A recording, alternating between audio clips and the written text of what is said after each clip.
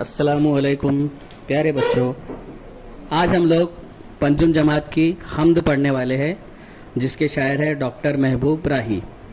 ठीक है, तो हम लोग अभी शुरू कर रहे हैं हमारी हम्द।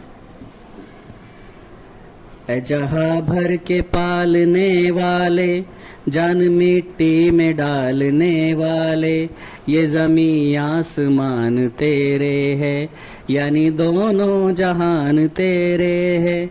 तू निगहबा है, पास बातू है, ए खुदा सब पे मेहरबा तू है। सबके होठों पे नाम है तेरा, तस्कीरा सुबह शाम है तेरा।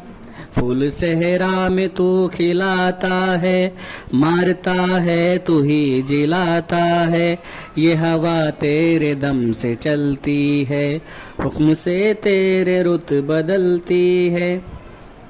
खालिके बहरो बर है तू या रब, मालिके खुशको तर है तू या रब। सबको हासिल है नेमते तेरी, आम है सब पे रहमते तेरी। जर्रे जर्रे पे इख्तियार तेरा, फजल है सब पे बेशुमार तेरा। तेरी हर शय पे हुक्मरानी है, तू है बाकी हर एक फानी है।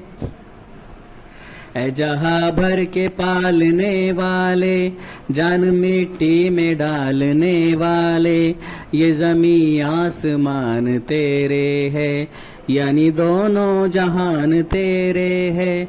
ए जहाँ भर के पालने वाले, जान मिट्टी में डालने वाले, जान मिट्टी में डालने वाले, जान मिट्टी में डालने वाले।